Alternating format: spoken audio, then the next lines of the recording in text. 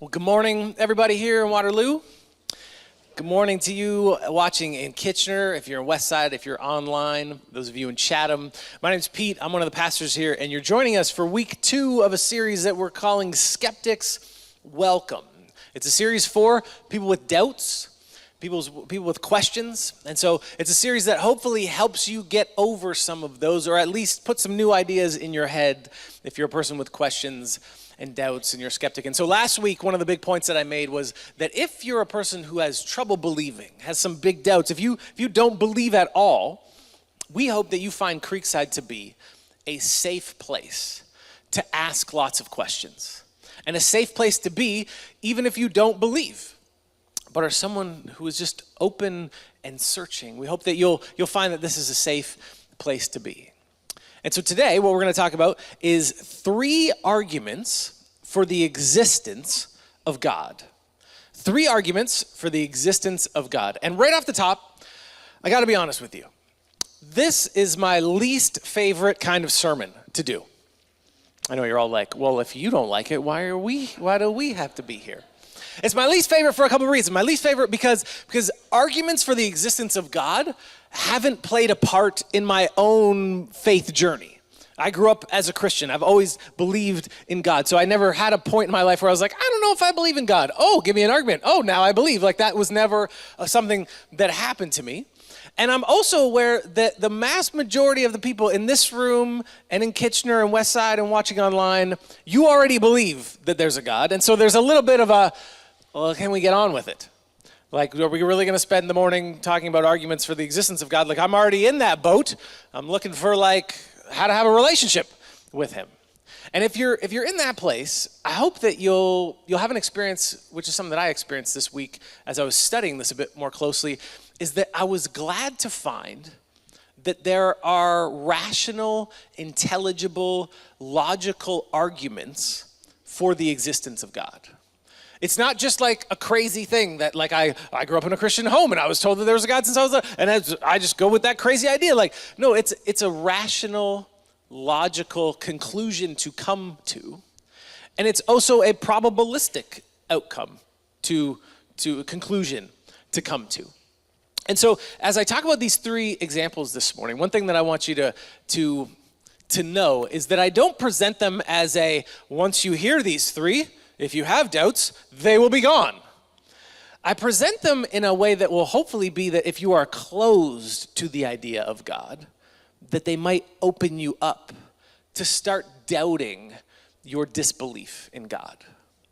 And if you are a Christian or a person who believes in God, hopefully you'll see these 3 categories as important categories to know in your own head for conversations that you're going to have later on in your life. And so I've got 3 little like hand gestures that I'm going to try to remember to do as we go along to help you remember what the 3 arguments are.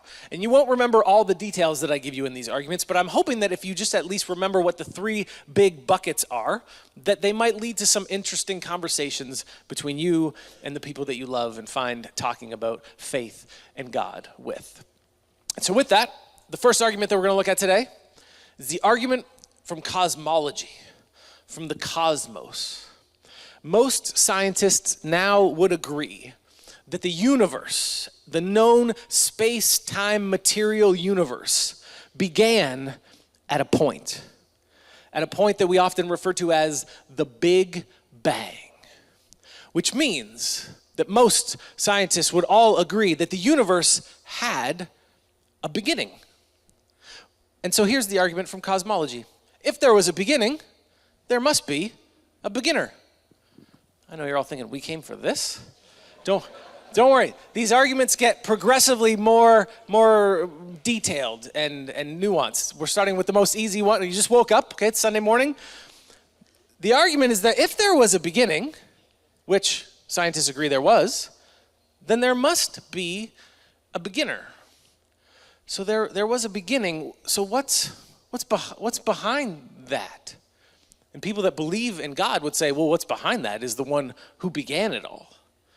Somebody, something had to create everything, unless we're going to say that everything came from nothing and no one and no causal event. What's neat is that if you're a Christian, the opening words of our ancient Bible that is thousands of years old knew this. In the beginning, God created the heavens and the earth. Simple idea. Before the beginning of the space-time material world, there was God. And he existed eternally, and he created all things. Now, I'm fully aware that there are pushback, counter-arguments to this. They kind of go into two buckets. One either has well, before the Big Bang, there was something else. But as soon as you make that move, even a 5-year-old knows what the next question is, which is, well, what created that?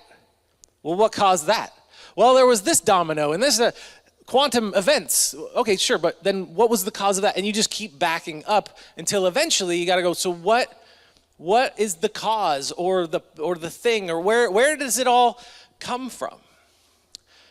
The pushback, though, that I find most interesting, at least in my short studies on this, I found this to be the best counter argument to well, if there was a beginning, then that means that there was a beginner, and we call that beginner God. And it's a pushback, this is the pushback, that what if there is an infinite chain of events? And so it's just infinite. It's just, there is a cause, everything has a cause, but there is no beginning. It just goes back infinitely. And you may feel like, well, that's a bit of a cop-out, but the reason why I find it to be a good argument is because Christians have a similar cop-out. We just call it God. Who created God? Well, nobody created God. God exists outside of space, time, and the material world, and so he has no beginning. And so I find that if Christians are going to lean back into, well, God's the beginner and he has no beginning, I feel like we should at least let atheists lean back into a similar sort of, well, there is no beginning. It's just an infinite cause of events. But hopefully even now, if you're a person who disbelieves the idea that there's a God, you start to realize, oh, well, that's something to think about at least. Where does everything come from? Which one of those answers seems to resonate? Like just an infinite chain of events, or no, there was a beginning, and so there was a beginner. So that's argument number one. And here's the hand gesture for argument number one, just a one. But it's not for number one, it's for the beginning. So the first thing that if you're trying to remember today's sermon, you're like, what was the first argument? You don't have to remember cosmology, just remember beginning.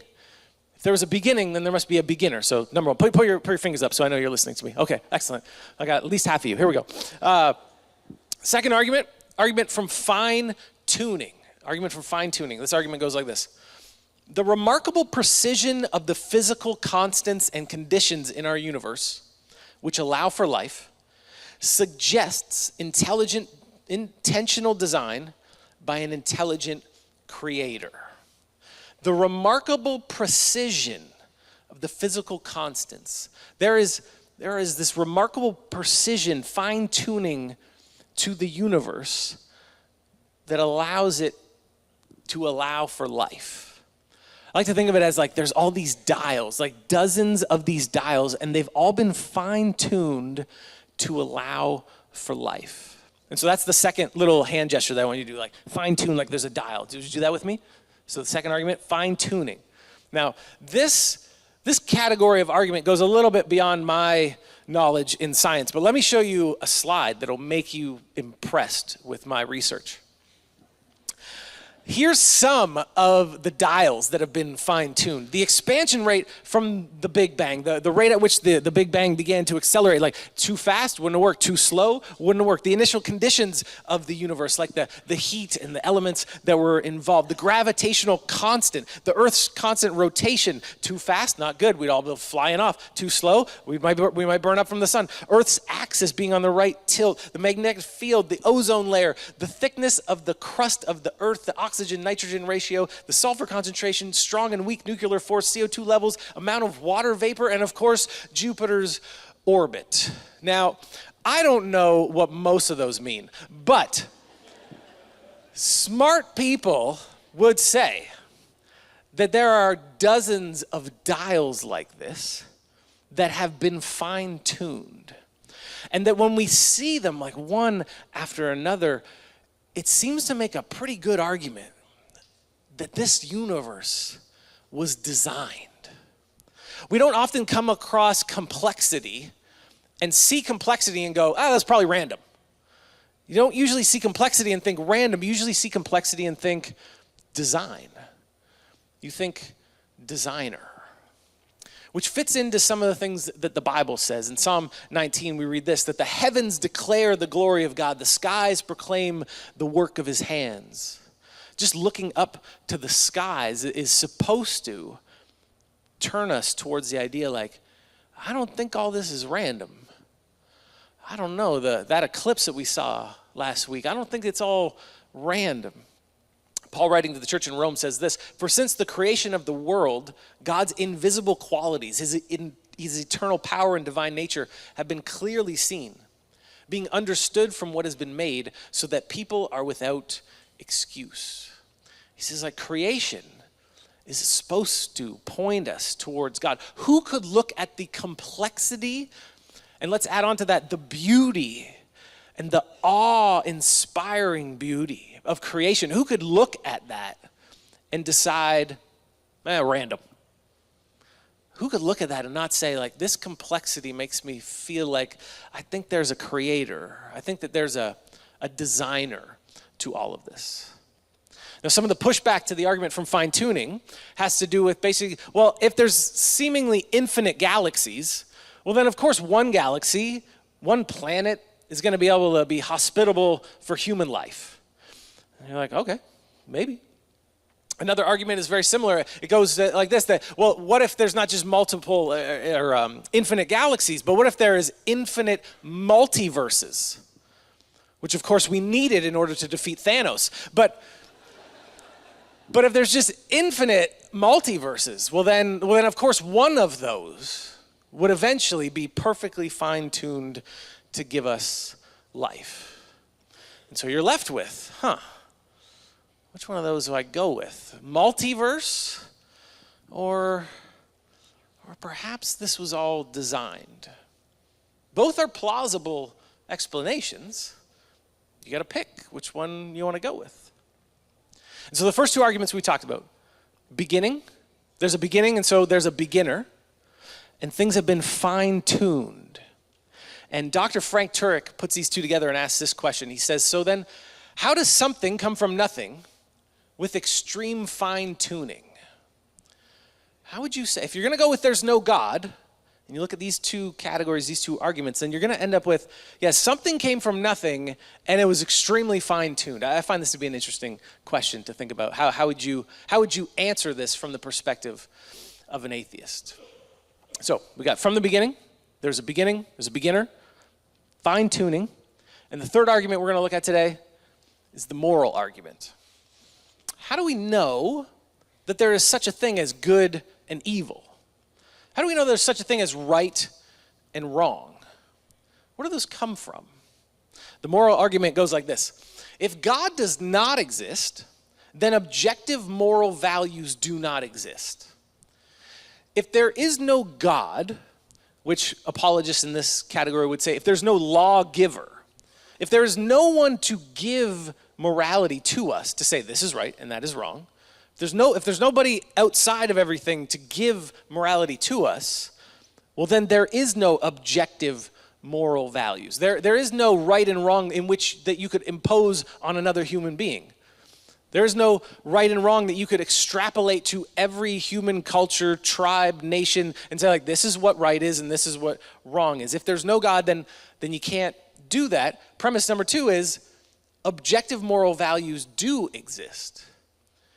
They do exist. This is the premise. You can reject this premise, but I find, man, I can't think of anybody who doesn't at least live in such a way that they believe that there's a right and a wrong.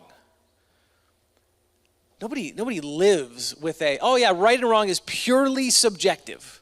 We all just make it up for ourselves. and you just look for people that agree with your subjective view, and then those are the people that you hang out with.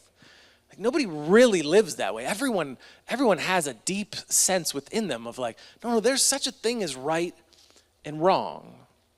And so the conclusion from this is, therefore, God exists. Do you know anybody who doesn't think that there's a right and a wrong on like the biggest issues in the world? Be like, does anybody actually live like that? Now, when I was looking at different debates this week between skeptics and believers, one thing that happens with this argument is that skeptics or atheists will get offended by this, because what they hear is that people who believe in God think that they're better people. But that's not what the argument is. The argument is not that if you believe in God, that therefore you're a better person, you know right from wrong better somehow. The argument is not that atheists can't be good people, that atheists can't do good things, that atheists can't know right from wrong. That's not the argument. The argument is that if you don't believe in God, then you have no standard by which to judge. You have nothing to lean back into and be like, this is how I justify what I believe is right and what I believe is wrong. Now, of course, there's counters to this. There's people that say that, yeah, I know that there's like morality in me. Like, I do have a sense of right and wrong, but I don't think that has to come from God. And so they make an argument like this. I think that we can all just decide what's right and wrong based on what's best for human flourishing. Whatever, we should just do what is best for human flourishing. Who couldn't get on board with such a notion? But some questions that go along with this, such as, who's deciding that human flourishing should be our ultimate aim? Hopefully everyone in this room would agree it's not a bad aim to aim at human flourishing, but who told you that that's a good thing to aim for? Who told you that that is good to begin with? And secondly, to question this, which humans flourishing? Which ones? In the American Civil War, there was a North and a South. They both would have argued, we're fighting for human flourishing. We're fighting for either what we believe about human rights, or we're fighting for our economy. But they both would have said, like, we're fighting for human flourishing. Like, we know what's right and they're wrong. The current wars that we have going on between nations, which nations flourishing? Breaks down a little bit. Another argument can be that morality is an evolutionary adaptation. That sense that you have of like, I know what's right and wrong, that they would say that doesn't come from God. That comes from an evolutionary process by which we learned or lucked into that being selfless helps our tribe. That when you have a tribe of people who are all looking out for each other, who are all sacrificing for each other, who are all being selfless for one another, that tribe wins against one that is acting selfishly and only looking out for themselves. And so it's an evolutionary adaptation. That just, it's people who are selfless, they win. And so that's where that idea comes from. But some pushback against this would be, well, then why, when you see someone from another tribe in trouble, do you still have a sense within you that you should help them? When you see a stranger drowning, there's still something in you that goes off and says, help that person. That wouldn't be from evolution. There's no evolutionary advantage to that. In fact, there may be a disadvantage because you're going to help them and maybe they'll kill you. It would be an advantage to see people outside of your tribe suffering and to leave them and to focus on your own tribe. And yet most people would report that that's not what's going on inside of them when they feel a moral call to help a stranger. The other question that gets brought up around this is how come then do you feel the same morality in you when nobody else is around? Like when you have that piece of garbage and it's like, should I just put it in my pocket or just throw it on the ground? No one's gonna know, doesn't matter. But still something in me tells me I should keep it and find a garbage for later on. A third pushback to morality coming from God is that morality is culturally relative. That morality that you have in you, it emerges from the different cultures that we are raised in.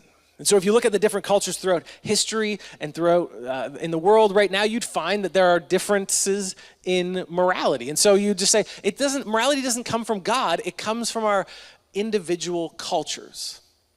To which Tim Keller tells a great story. Tim Keller's a pastor and a writer, and he wrote a great book called The Reason for God. And he talks about this anthropologist who believed this. Anthropologists, people that study other people's cultures, who believe that morality is culturally relative. And therefore, as a Western anthropologist, we should be very careful when we go to other cultures not to impose our morality on those other cultures. It sounds so nice, right? It sounds like, yeah, it's so good. Like, be aware of, don't be Westerners who think we can fix everything. It sounds good. And she taught about this and she spoke about this. Anthropologists should not impose their morality on other cultures. Until she found some other cultures that didn't have the same human rights as Western cultures. Until she found cultures where women were oppressed. To which she finally changed her conclusion to say, well, if we find that women are being oppressed or human rights are being denied, then we should override that culture's morality. To which I just asked the question then, where does that come from? Where does that come from? That thing inside all of us that looks out at the world and is constantly telling us, that's good, more of that, that's bad, we need to stop that. There is a right and there is a wrong. Where does this come from? Because if you don't have a God from which it comes, if you don't have a moral lawgiver, then you end up with what Tim Keller says is this: the best you can say is, I just like this more than that. If there is no objective moral lawgiver, then you can't look out at the world and say bad and good, right and wrong. The best you can say is, I like that. I don't really like that. Maybe one step further, you could at least say, well, I'm pro-human. I'm pro-human survival. And so that's what I think is right. I think it's right to do things that proliferate the species, and I think it's wrong to do things that would lead to human extinction. You might think like, yeah, everybody can get on board with that, right? There's a morality for all of us. I thought that too until I heard a conversation between Elon Musk and an interviewer. Elon Musk, who founded Tesla and PayPal and rocket ships and is going to bring us to Mars. He was talking about a friendship that he used to have with the co-founder of Google, whose name is Larry Page. And Elon talks about this conversation that he was having with Larry one day about AI, artificial intelligence. And Elon was a little bit worried. He's like, if AI continues at the pace that it's on, it's going to take over. And humanity will either become extinct or enslaved to AI, to artificial intelligence, to robots. To which Larry said, wouldn't that be wonderful? Imagine the utopia that robots could create. And then Elon's like, no, that'd be horrible. And Larry goes, are you a speciesist? I know it sounds weird, right? He was saying, do you think that humans, like human survival, is better than other survival? And like that if we could create a new species called artificial intelligence, that like we shouldn't allow that to be elevated and for us to be lowered? Like, are you a speciesist? To which Elon said, yeah, I'm a speciesist. Who couldn't get on board with that? It was so interesting to think 2 billionaires on the level of like genius type thinkers, creators, disagreeing on whether human extinction or proliferation is good or bad. Who can decide? I don't know, Tesla versus Google, apparently. So fascinating. Without God as the objective moral lawgiver, you just end up with, well, I like this. I like the idea of robots taking over. Well, I don't. Okay. Let's have a war. I don't know, here comes the Terminator. Okay. I find that this argument, the argument for morality, for the existence of God, is my favorite and is the one that I think has the most like kind of oomph to it, because inside each one of us there is this unshakable, undeniable morality. And you can debate about where it comes from. You may be like, no, I still think it's culturally conditioned. I still think it's evolutionarily, it's evolved. You can still debate that, but there's no one who doesn't experience that it's there. Like I can't shake it. There is an internal dialogue. I'm always talking to myself about, I did really good, I did really bad. Like it's there. To which the Bible would say it's there for this reason. Paul, writing to the church in Rome, once again, he says, indeed, when Gentiles, that means people that are not Jewish, who do not have the law, do by nature things required by the law. So when people who don't have God's law, when they end up following it almost like accidentally, they are a law for themselves, even though they do not have the law. They show that the requirements of the law are written on their hearts. God's moral law is written on their hearts, their consciences also bearing witness, and their thoughts sometimes accusing them, and at other times even defending them. Paul says we can look out at the Gentiles who are like outside of the church, and we notice that like even they seem to have this moral code written on them. Each one of us has had that experience, and you can debate about where it comes from, but man, it's there, and you have to make a decision. Where does this come from? And so for this third, remember we have beginning, there's a beginning, and so there's a beginner. There's dials, finely tuned. And then the third one, just make like the Justin Bieber heart, for morality. So those are my three symbols. And so if you don't believe that there's a God, you end up with, well, I guess we're just the result of an infinite chain of events, one of an infinite number of multiverses, and the meaning of life is purely subjective. Okay? Or there is a creator who created everything, who is outside of space and time and matter. And he finely tuned things so that we would see his goodness, so we would see how intelligent he is, so we would see something of his beauty, and he wrote his moral law. Another way you could say that is he wrote his own character onto our hearts, which means that written on the hearts of every human being is like knowledge of who God is. When that little moral detector goes off in you, it's not just telling you right from wrong, it's telling you this is God and this is not. Both of these images are plausible. They're both plausible. There's reason to believe each one. They both require faith, elements of trust. And what I've come to realize is that I just don't have enough faith to believe that there is no God. And I don't know if you can get much further in that, but without getting to Jesus and without getting to Christianity, but just by stepping back and thinking about arguments for God in the first place, pre-Christianity type arguments. I don't know if you can be left with much more than like, I'm looking at the probabilities, I'm looking at the rationality, I'm looking at what resonates within me, and then you make a decision based on faith. Now, like I said before, I know most of the people listening probably already believe that there is a God. And so you're thinking like, well, let's get to it. Let's get to like, so how do we experience this God? Where is he? Can I see him? That is the topic for next week. So hopefully you'll come back. But to end this morning, I want to end with a theme and an idea that I mentioned at the end of last week's service, but I didn't get to develop it very fully, and I feel like it could become a theme for the entire series. And the theme is this, that Christianity is not so much taught as it is caught. It's not that you are so much like intellectually argued into becoming a Christian, as much as you experience life in the community that we call the church. And that as you experience life in that community, that you suddenly begin to see love and beauty and begin a relationship with God.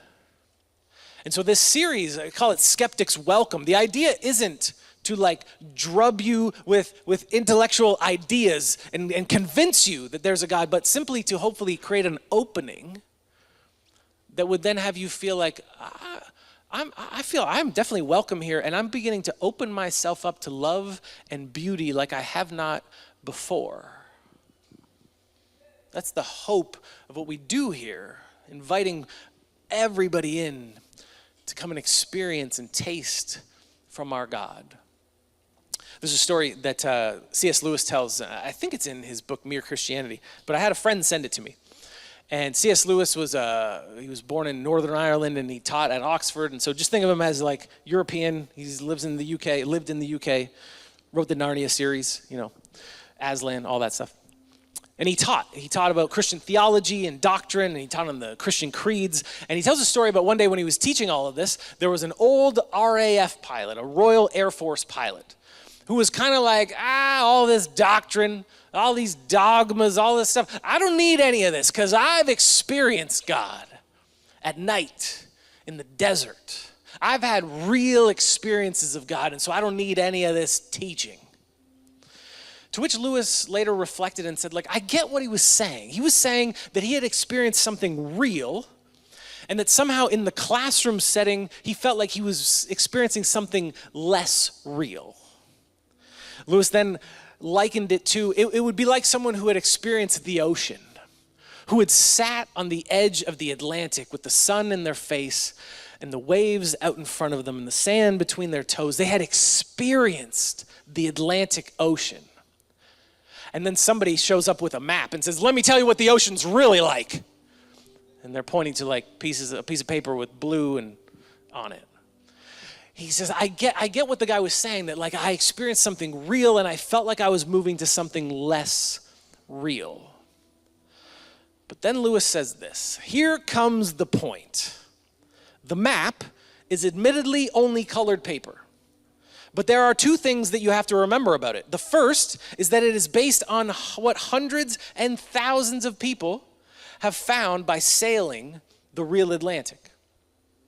In that way, it has behind it masses of experience just as real as the one that you could have from the beach.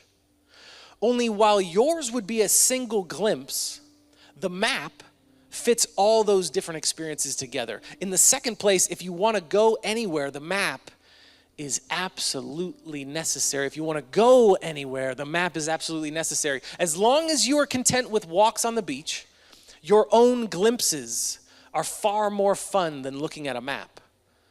But the map is going to be more use than walks on the beach if you want to get to America. Christianity is more experienced, caught, than it is taught. There's lots of great teaching. I'm a teacher. I obviously believe in the power and importance of teaching.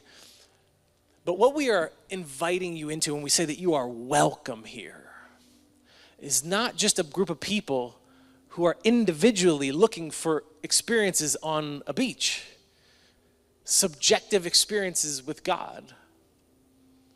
Not just a group of people in 2024 looking for some spiritual experience, but you are being welcomed into a tradition that is thousands of years old, that billions of people have been a part of. And those people have had relationship with God, and they've taught us so much more than we individually could experience. So when we say Skeptics welcome, it is into that rich, deep, historical community that we are welcoming you into. Let me pray for you before we go. Jesus, I hope that getting some of these ideas in our minds help us to think about you, help us to think about how believing in God in general makes sense. It makes sense with what we're discovering in science, and there's a logic to it. I hope that this helps us have conversations with the people that we love who have trouble believing in God or who don't believe in you at all. But God, mostly we seek a relationship with you. And you've called us to do this together, to do this as a body, as a community of people. And so would you help those of us who doubt, to at least be open Help those of us who feel like we're blind. Would you give us sight? Help those of us who want to hear your voice so badly. Would you give us the ears to hear?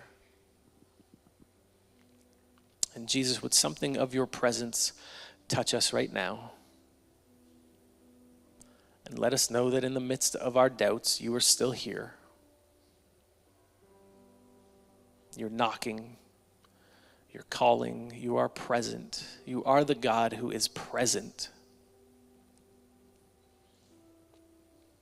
May people who are in our midst feel your presence.